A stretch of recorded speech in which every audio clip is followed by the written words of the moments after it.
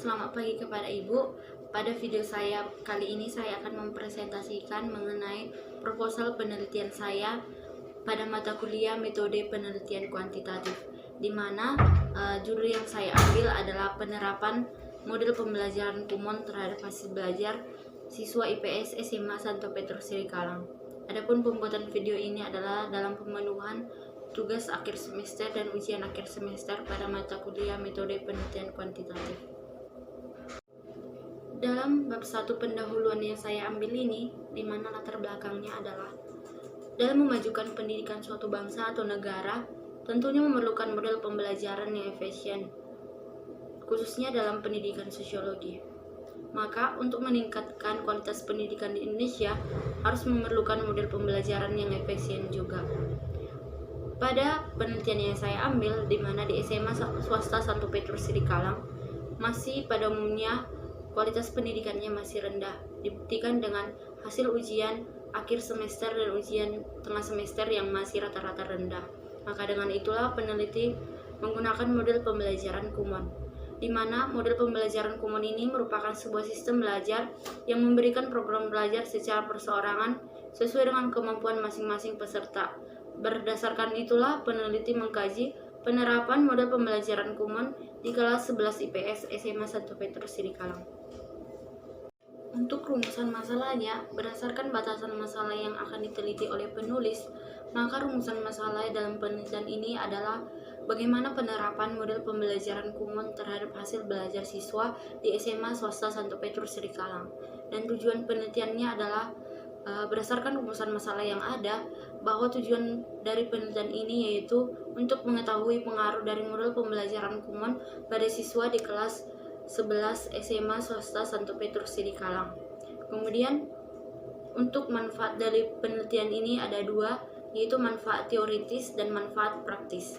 Manfaat teoritis di sini adalah bagaimana hasil penelitian ini dapat digunakan sebagai informasi bagi ilmu pengetahuan dan teknologi dalam rangka pengembangan penelitian mengenai penggunaan model pembelajaran yang sesuai dengan pendidikan di kelas 11. Kemudian manfaat praktisnya adalah bagi sekolah, bagi guru, bagi siswa, dan peneliti selanjutnya.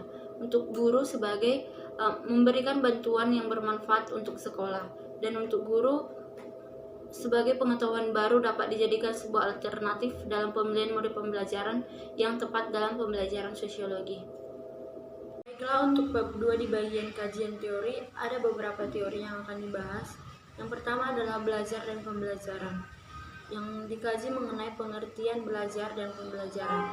Kemudian ada komponen-komponen dalam belajar, baik untuk guru, siswa, kemudian ada tujuan pembelajaran, ada macam-macam model pembelajaran, yaitu pembelajaran secara langsung, berbasis masalah atau PBL, dan lain-lainnya. Kemudian ada pembelajaran sosiologi yang mengkaji mengenai pengertian sosiologi dan tujuan-tujuan dari sosiologi. Kemudian ada penerapan metode Kumon. Kemudian ada manfaat-manfaat yang ada dalam metode Kumon ini, kemudian kelebihan dan kekurangan yang ada dalam metode Kumon ini. Kemudian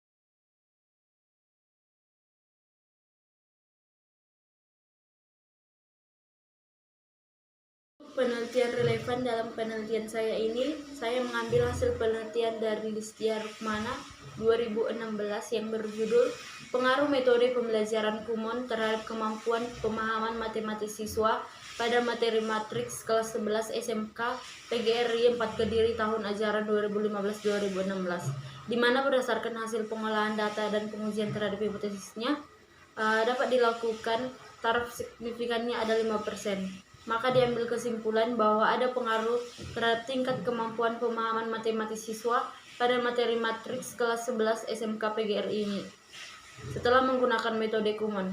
Persamaan dalam penelitian itu yaitu menggunakan model Kumon.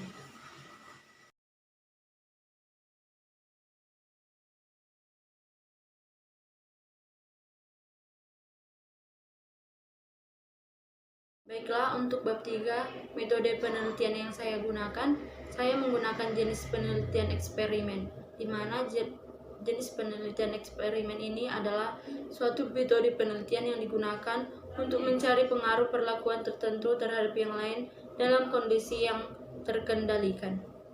Wilayah penelitiannya berada di SMA swasta Santo Petrus Sidikalang yang tepatnya berada di Jalan Persada, Kecamatan Sidikalang, Kabupaten Dairi, di mana waktu penelitian yang akan dilaksanakan yaitu dilakukan pada tahun ajaran 2022-2023, yaitu pada bulan Januari 2023 sampai bulan Februari 2023. Untuk teknik pengumpulan data yang saya gunakan dalam penelitian saya ini, yang pertama ada telah pustaka, di mana penulis menelaah buku-buku yang mengetahui keadaan atau yang akan dijadikan sebagai sampel dalam penelitian ini. Kemudian melakukan observasi. Kemudian ada pretest.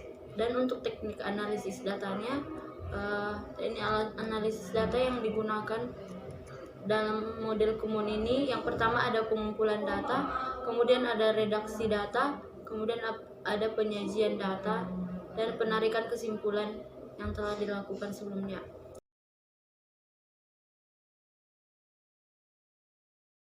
Demikianlah video presentasi saya mengenai penerapan model pembelajaran Kumon terhadap hasil belajar siswa kelas 11 IPS Sosiologi SMA Santo Petrus Sidikalang untuk pemenuhan tugas metode penelitian kuantitatif dan ujian akhir semester metode penelitian kuantitatif. Akhir kata saya ucapkan terima kasih.